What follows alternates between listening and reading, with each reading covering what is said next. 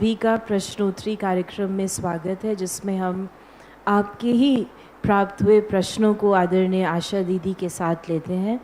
और अभी भी अगर आपके मन में कोई प्रश्न उत्पन्न होता है तो आप उसे व्हाट्सएप कर सकते हैं या मैसेज कर सकते हैं 8826599309 पर।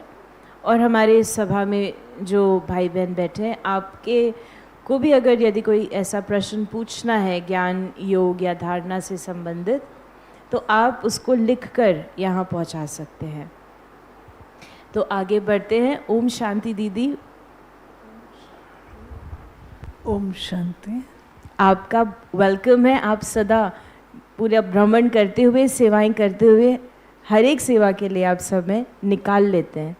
तो जैसे आज बाबा ने कहा कि जो समर्पित बच्चे हैं उनका जो बाबा ने कहा कर्मों की जो गति है वो न्यारी है, तो इसको थोड़ा स्पष्ट करें कि वो न्यारी कैसे है, क्योंकि बाबा ने उस पर कोई स्पष्टीकरण नहीं दिया। दूसरों को तो बाबा जो गृहस्थ में है उसका स्पष्टीकरण देते हैं कि ट्रस्टी होकर संभालो, और अगर कम में भी तुम करोगे तो उतना ही जमा होता है, लेकिन न्यारी कह के छोड़ दिया, पूरा क्लियर नहीं हुआ। तो अगर आप हमें बताएं तो हमें भी क्लियर हो जाएगा कि वो गति न्यारी कैसे है।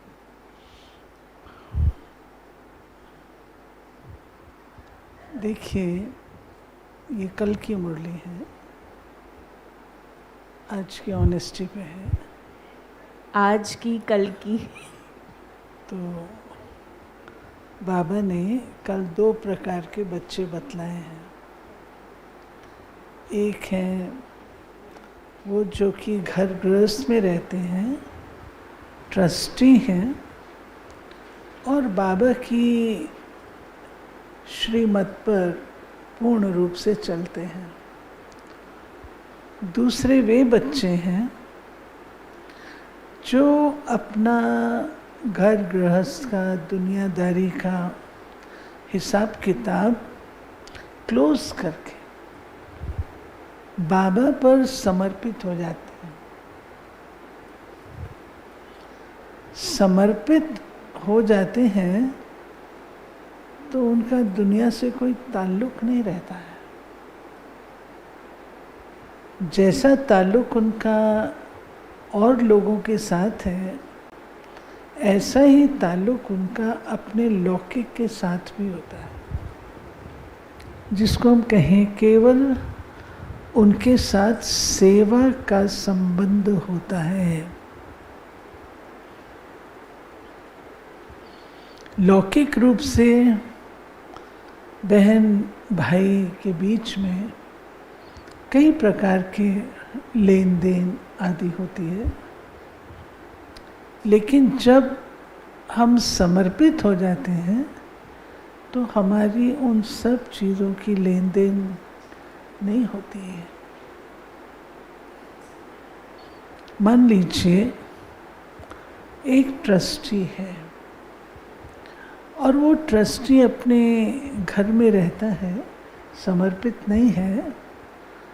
उसको शादी पे, अपनी बहन की शादी पे उसको लेन देन करनी होगी,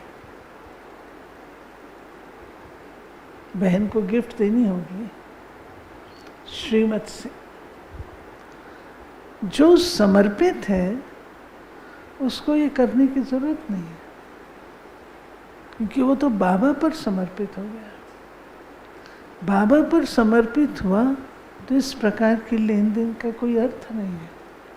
सेवा के हिसाब से आप उनको जैसे अन्य औरों को आप करते हैं, ऐसे सेवा के हिसाब से आप कर सकते हैं, परंतु लौकिक रूप से हम नहीं कर सकते।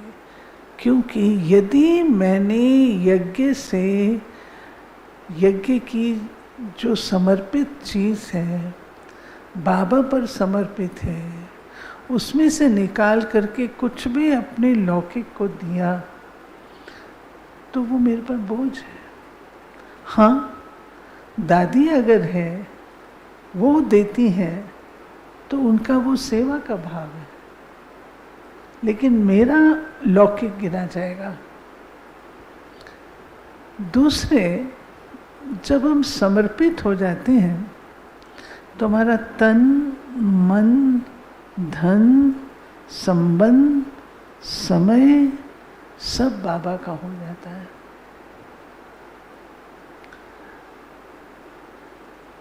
कभी कभी हम कहते हैं, सुनते हैं, हम ये करते हैं, समर्पित हैं, हमें ये फैसिलिटी होनी चाहिए। क्योंकि हम समर्पित हैं, क्योंकि हम समर्पित हैं तो हमको ये फैसिलिटी होनी चाहिए। वास्तव में समर्पित को त्याग करना चाहिए, फैसिलिटी नहीं। फैसिलिटी गृहस्थी को चाहिए, समर्पित को फैसिलिटी की जरूरत नहीं है। उसमें इतनी शक्ति और बल होता है, वो कोई भी प्रकार का त्याग करने को तैयार है। उदाहरण के रूप से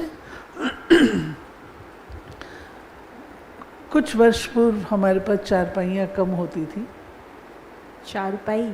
जी हाँ, बेड्स नहीं होते थे। क्लास हॉल में गद्दा लगा के तकिया लेके हम लोग सोते थे। अगर कोई मेहमान आ गया तो हमें अपना बेड जो है वो त्याग करना पड़ेगा उसके लिए, और करते थे। पहले सेंटर बड़े बड़े तो नहीं थे, छोटे छोटे थे। एक ही अलमारी है, उसको भी हम शेयर करते थे गृहस्थी के साथ। एक अलमारी में 2 हिस्से हैं। अब दिल्ली में रामलीला मैदान में प्रोग्राम हुआ, घर में रहने वाली कोई बहन, उसको मेरे साथ रखा गया। मुझे आधी अलमारी उसको देनी थी, आधी मैंने ली, आधी उसको। 2 महीने की तो बात है, फिर वो चली गई। तो समर्पण, मयता, माना, त्याग, तपस्या और सेवा, ये तीनों कट्ठे चलते हैं। एक ट्रस्टी को हम रिक्वेस्ट कर सकते हैं, परंतु एक समर्पित को हम ऑर्डर कर सकते हैं। ट्रस्टी को हम रिक्वेस्ट करें, क्या आप वहां जा सकेंगे, लेकिन एक समर्पित को आपको वहां जाना होगा। अंतर है, क्योंकि आप घर के बच्चे हैं, आप पर अधिकार है। बाबा की सेवा में अगर समर्पित व्यक्ति काम नहीं आया तो किस काम का समर्पण, किस काम का समर्पण, क्यों समर्पण? ऑर्डर मिले कहीं पर भी, मुझे वहां उपस्थित होना है। स्थान क्या भी हो, स्थान कैसा भी हो, आपकी हालत कैसी भी हो, नो क्वेश्चन। आजकल तो कहते हैं नहीं, इतना तो सोचना चाहिए, वो ग्रेड कम हो गया बहन, वो समर्पण वाले और आज के नंबरवार ग्रेड कम हो गया, वो नहीं है। अगर वक्त पर मैं काम नहीं आई बाबा की, तो किस लिए? समय मैं किस रूप से खर्च कर रही हूँ? मुझे 24 घंटे दिए भगवान ने, और मैं समर्पित लाइफ की हूँ। एक गृहस्थी 8 घंटा ड्यूटी करता है, 8 घंटा घर का काम करता है, 8 घंटा रेस्ट करता है। मेरे को तो 16 घंटे हैं, कोई बाहर का जॉब नहीं है। ये सब मन की इच्छा पर है। जो समर्पित बुद्धि वाले हैं वे आज भी उसी तरीके के हैं। समर्पण भाग्य बनाने की खान है। कोई अपना भाग्य बनाना चाहे, क्योंकि वो वारिस हैं, घर के बच्चे हैं, खान है खान, जो जितना जमा कर ले, इसलिए तो समर्पित होते हैं। अगर समर्पित कुछ गड़बड़ करता है तो उसकी 100 गुना सजा है, गृहस्थी को माफ कर दिया जाएगा, समर्पित को नहीं किया जाएगा। समर्पित व्यक्ति सवाल जवाब नहीं कर सकता है, बाबा ने कहा और वो होना। बाबा कराते थे, वो समय में कठिन, वो समय बहुत कठिन थे, लेकिन समर्पित करते थे। आजकल थिंकिंग बदल गई है, हम समर्पित हैं तो हम कुछ स्पेशल डिग्री हो गई जैसे। जी नहीं, जी नहीं, ये क्या कहूं, अपने आप को धोखा देने वाली बात है। आप समर्पित हैं तो समर्पित की क्वालिटी भी तो दिखाओ, क्वालिटी भी तो दिखाओ। तुम संग खाऊं, तुम संग बैठूं, तुम संग बोलूं, है जो खिलाओगे, जहां बिठाओगे, जैसा कहोगे करने को तैयार है।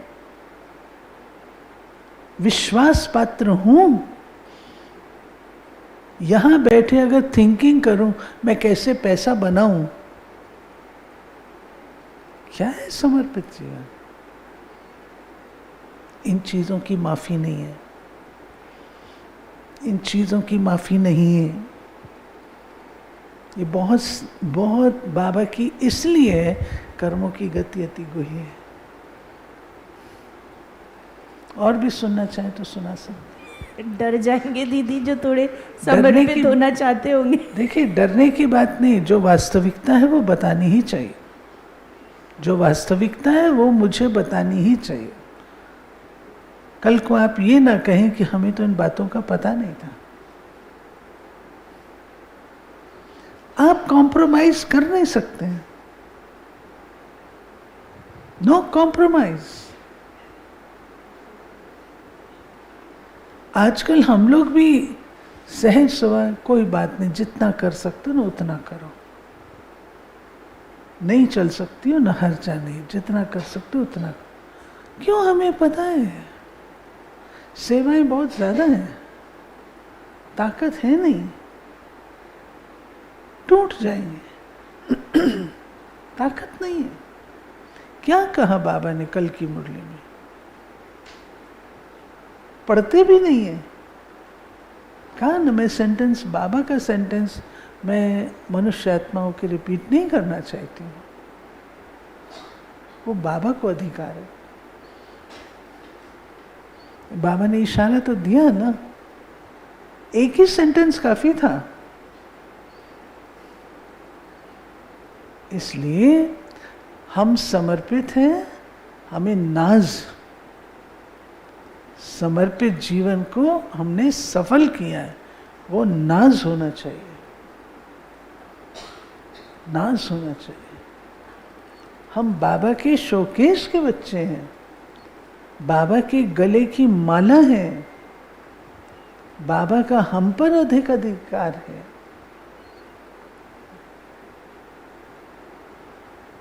बाबा मुझे 8 चत्ती का कपड़ा पहना सकता है, गृहस्थी को देखना पड़ेगा। लेकिन मैं घर की बच्ची हूं, मुझे कहेगा बेटा तेरे को हाँ बाबा ठीक है। हमें याद है साड़ियाँ थी, घर से आए थे, अच्छे कपड़े मिले थे, साड़ी बहुत अच्छी रूबिया वॉयल की हुआ करती थी, फुल वॉयल की हुआ करती थी, वही पहनते थे। बड़े दीदी ने कहा मुट्ठी तो अच्छे अच्छे कपड़े पहनती है, तेरे को मैं 15 रुपए की साड़ी पहनाऊंगी। मैंने कहा पहना लो। वो मेरी खुशकिस्मती थी कि मुझे आती नहीं थी, लेंथ कम होती थी। लेकिन दीदी ने कहा आपको पहनेंगे। सिर कटा सकते हैं हुसैन बहन बाबा के लिए। ये है समर्पित। संस्था की कोई भी बात हो, मैं तैयार हूँ तैयार। सिर हथेली पर ले आए। वो जोश चाहिए बाबा के लिए। या मैं ऐसी नहीं, मैं अभी 2-4 साल से ही समर्पित हुई हूँ, मेरे को ज़्यादा नहीं पता। या हम ऐसा करेंगे? पूछ के देखो अपने से। वफादार हूँ, घर की बात को घर में समा के रखे हूँ, या अब ये मौका है मैं बदला निकालूं? कर्मों की अति गुह्य गति इनके लिए। थैंक यू दीदी, आपने पूरा स्पष्टीकरण कर दिया। तो समर्पित जो भी तैयारी, कई बार अभी भी लॉकडाउन के बाद भी संकल्प तो चलते ही हैं, तैयारी मेंटली सब करते रहे। आप बताइए बाबा, शक्तिशाली बने सभी। बाबा आपकी पालना में कोई कमी छोड़ता है? ये बता दीजिए। नहीं, बिल्कुल नहीं, वो तो नहीं। वो अपना फर्ज निभाता है। yes. तो मेरा कर्तव्य क्या है? दीदी एक नहीं अनेक हैं प्रश्न। एक क्वेश्चन जो अभी लिख कर आया है वो ये है कि अगर किसी समर्पित भाई बहन की इनकम है तो उसके लिए क्या डायरेक्शन है? किसी के पास कुछ इनकम है, कोई समर्पित है, लेकिन उसके पास थोड़ा धन आता है, तो वो क्या करेगा? सुन लीजिए, आप समर्पित धन सहित होते हैं। आपने समर्पित होते समय बाबा को अपना अकाउंट दिया? समर्पित फॉर्म भर के नहीं हुआ जाता। जब आप समर्पित हैं, आपने अपना पूरा ब्यौरा दिया बाबा को। ये मेरी ज़मीन है, ये मेरा बैंक अकाउंट है, ये मेरी दुकान है, यहाँ से मुझे इनकम है, दिया। किस बात से आप समर्पित हो रहे हैं? किस बात से? दीदी वो तो हो गया ना, दिया होगा उसने बेचारे ने, अब क्या करें? नहीं देते, नहीं देते। समर्पण माना फुल समर्पण। सब कुछ जो आपके पास है वो आपने बाबा को दिया, समर्पित कर दिया। हाँ, अब आपके पास अगर कोई इनकम है किसी रीति से, आपको अपने निमित्त को बताना चाहिए। आपके पेरेंट्स, मान लीजिए आपके पेरेंट्स कहते हैं कि नहीं, मैं ये चीज़ आपके निमित्त दे रही हूँ, आपको बताना चाहिए। आपके पेरेंट्स आपको कुछ देते हैं, 1000 रुपये महीना, 2000 रुपये महीना, कि आपको टूथपेस्ट से कुछ चाहिए तो मिलता तो सब कुछ यज्ञ से है। किसी के अगर बताना चाहिए, सब कुछ बताना चाहिए, सब कुछ बताना चाहिए। यानी बता के अपना इंडिविजुअल वो डायरेक्शन लेते हैं। सो काफ़ी हमको इसके बारे में गुहे गति तो पता चली। हम आगे और बढ़ते हैं। जैसे आपने विश्वास की बात कही, और आज बाबा ने विश्वास के लिए कहा कि विश्वास की नाव सत्यता है। ऑनेस्टी है तो डगमग होगी, लेकिन अविश्वास पात्र बनना अर्थात डूबेगी नहीं। इसलिए सत्यता की हिम्मत से विश्वास पात्र बन सकते हो। तो इसको स्पष्ट करें। ऑनेस्टी जैसे सत्य की नाव डोलती है, डूबती नहीं, ऐसे जो व्यक्ति ऑनेस्ट है, उसके ऊपर कभी अगर डाउट भी किसी ने कर लिया, वो बेचारा ऑनेस्ट है। लेकिन कुछ ऐसा हो गया, गलतफहमी है, कुछ है, डाउट कर लिया गया, वो सत्य है तो उसको कोई आँच नहीं आएगी, क्योंकि जो बात जो है, जैसी है वैसी है। वो कुछ नहीं कर सके। Honesty is the best policy. Honest व्यक्ति सॉफ्ट पिलो लेके सो सकता है आराम से, कॉन्शियस पे कोई बर्डन नहीं। ऑनेस्टी को बाबा ने उस भाव से कहा है। विश्वास पात्र बनना एक और चीज। मैं आपको आज एक बात सुनाती हूँ। हम लोग को तो खबर नहीं थी। दादियाँ आपके संस्कार कैसे हैं कैसे चेक करती थी। चुप करके यहाँ कुछ पैसे छोड़ दिए, इधर छोड़ दिए, जानबूझ के। वो पैसे उठा के आपने उठाए, वहीं के वहीं रखे, या उठा के दादी को दिए, या उठा के पॉकेट में डाल लिए। पूछती थी। ये हमने पालना में देखा है ना।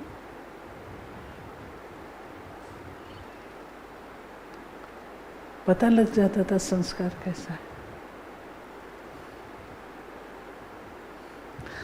और मैं सबके लिए एक बात कहती हूँ,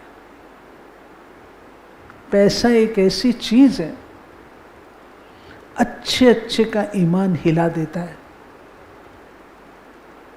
अच्छे अच्छे का ईमान हिला देता है। पैसे को अपने अंगूठे के नीचे रखना चाहिए।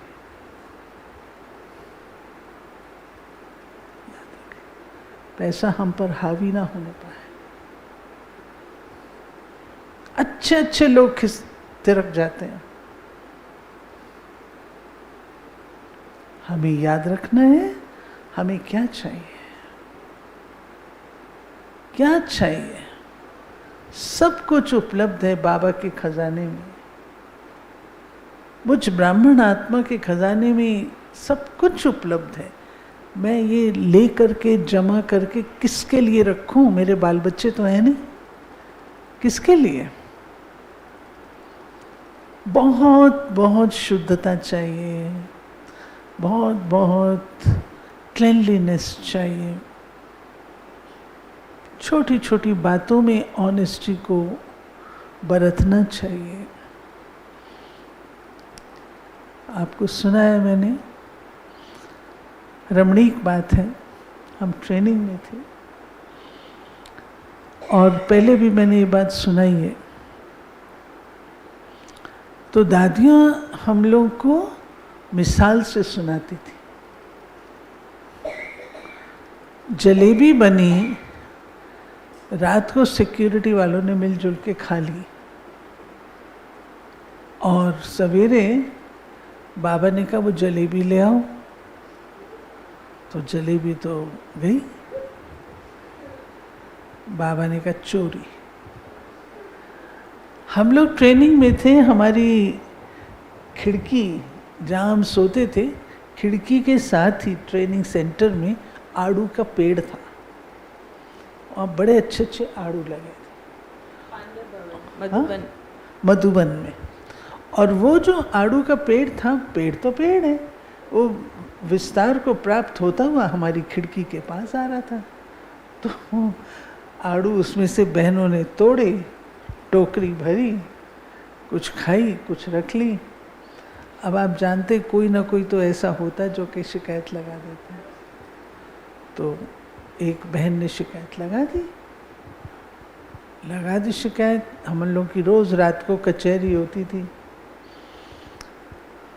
चंद्रमणि दादी आए क्लास में, आज किसी ने कोई भूल की, सब चुप। हम लोग सब कॉलेज वाली कुमारियाँ थी, पढ़ने वाली। नहीं, किसी ने कोई भूल नहीं, कोई भूल किसी ने नहीं की, सब चुप, कोई भूल नहीं की। अच्छा, किसी ने किसी को भूल करते देखा तो फट से उसने हाथ खड़ा कर दिया, दादी इन्होंने आज आड़ू तोड़ के खाए। तो दादी ने कहा किस किस ने खाए? सबने हाथ खड़े कर दिए जिस जिसने खाए थे। दादी ने तो उस चीज को इतना बड़ा करके बताया, चोरी, बाबा के घर की चोरी। इतना लंबा उसको किया जो हम एकदम घबरा गए। एक आड़ू क्या खाया और इतना लंबा चौड़ा ज्ञान सुना, लेकिन इतना भी कहा बाबा ने। दादी ने समझाया कि नहीं, आप कोई चीज बिना पूछे उठाते हैं वो चोरी की कैटेगरी में आ जाती है। आपको बताना चाहिए, जो डिपार्टमेंट वाला है उसको बताना चाहिए ना। वो ढूंढता रहेगा, उसका समय वेस्ट जाएगा, वो सब आपके खाते में जाएगा। ये बात है। चीज खाने की मना नहीं होती है, लेकिन मान लीजिए सेंटर पर दीदी ने रखी हुई है टोली, वो फलाना आएगा उसको खिलानी है, और वो तो हजम हो गई, खराब भी हो जाती हैं चीज़ें, मतलब उसी समय निकाल दो, वो एक्सपायर्ड और पुरानी के बाद तो फिर मज़ा भी नहीं आता। ऐसी बात नहीं है। उस एक्सपायरी वाली चीज़ों का संभाल कर लिया जाता है, उसकी आप चिंता नहीं करिए। हमारी बड़ी बहनें अच्छी होशियार है। दीदी, एक आपने बहुत सुंदर बात आज सुबह मुरली में बताई थी कि जब आप कर्नाटका के टूर पे थे और चंद्रमणि दादी ने झरने के पास, फॉल यानी झरना होता है, आई अंडरस्टैंड कि वहाँ पे बहुत अच्छा था, तो वहाँ पे 2 किलोमीटर जाने के लिए कहा कि जहाँ ब्राह्मणों की सेवा नहीं है वहाँ जहाँ सेवा नहीं है वहाँ ब्राह्मणों के कदम पड़ नहीं सकते। लेकिन अगर हम इसको प्रैक्टिकल में देखें वर्तमान समय में, तो उसके बाद भी बाबा ने हमें कई बार मुरली में भी बोला, आप यू कैन करेक्ट मी, कि हम थोड़ा आपस में ऐसे उमंग उत्साह की कोई ऐसी बातें किया करें, जैसे स्नेह मिलन है, इस तरीके की चीज़ें होती रहनी चाहिए। तो इसको थोड़ा स्पष्ट करें, क्योंकि अभी तो हम सभी जाते भी हैं पिकनिक पर, और लोग तो रिट्रीट्स और हर जगह जाते हैं, देश और विदेश में भिन्न अलग अलग सुंदर सुंदर स्थान। तो क्योंकि जीवन तो लंबा है, कहीं और तो जाना नहीं है, तो साथ में ऐसे भाई बहन मिलकर ब्रह्म भोजन खाया तो कोई बुरी बात तो नहीं है। आप इसे स्पष्ट करें। नहीं, कोई बुरी बात नहीं है, लेकिन जो ताकतवर है उनको इन चीज़ों की ज़रूरत नहीं है। शक्तिशाली को इन चीज़ों की आवश्यकता नहीं है। बाकी अगर आपने बैठ के किया, पिकनिक किया, खाया आपस में, वो ठीक है, लेकिन बाह्य मुक्ता नहीं चाहिए, अंतर्मुक्ता चाहिए। अंतर्मुखी होकर के आप आपस में बैठो, हंसो, खेलो, कोई हर्जा नहीं है। जिज्ञासु आते हैं, नई नई बातें होती हैं, कोई प्रश्न पूछते हैं, कोई कुछ ऐसे, वो चर्चा करो, उसमें कोई हर्जा नहीं है। बाकी ये जो सिस्टम बना लिया है, ये पहले कभी नहीं था। टूर पे जाना, यहाँ गए, वहाँ गए, वहाँ गए, हमने ये नहीं देखा, ये, अरे दुनिया में तो लाखों चीज़ें हैं जो हमने नहीं देखी हैं। इसमें क्या है? क्या हो गया? मैं देहरादून कितनी बार गई हूँ, मसूरी नहीं गई हूँ। यहाँ से दिखाए थे वो मसूरी है। ये आत्मा पे डिपेंड करता है। आप अगर शक्तिशाली हैं, आपको आवश्यकता नहीं है। और एक और प्रश्न है हमारे पास, हम उसको लेंगे, वो है खातरी और पास खातरी का स्पष्टीकरण करें। खातरी क्या है और पास खातरी? आप कहते हैं पास खातरी और खातरी, दोनों को स्पष्ट करें। देखिए, खातरी होती है कि आप आते हैं हॉस्पिटैलिटी। पास खातरी माना मैं आपका फेवर कर जाऊं। आपकी 5 नंबर हैं, लेकिन आपको डिस्टिंक्शन देने के लिए मैं 3 और ऐड कर दूं, वो पास खातरी है। और आज हम पुनः आपसे दीदी और दादी का एक अनुभव बिफोर वी क्लोज हम जानना चाहेंगे। किनका सुनेंगे आप? अभी आज जुलाई चल रहा है तो हम दीदी का सुनेंगे। दीदी का?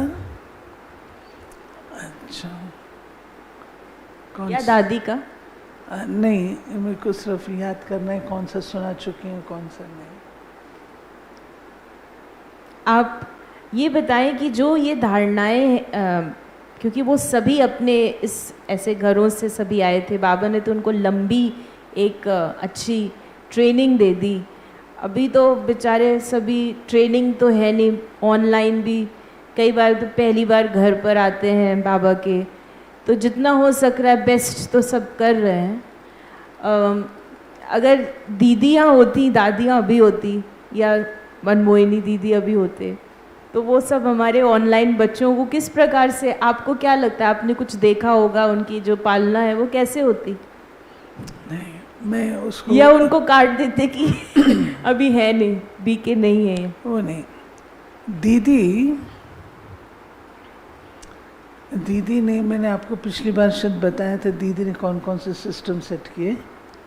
दीदी पत्र कैसे लिखते थे, और दीदी बाबा को याद कैसे करते थे। और कोई कुमारी को अगर दीदी ने बाबा का बनाना होता था और वो कमज़ोर होती थी तो दीदी उसकी पालना करती थी।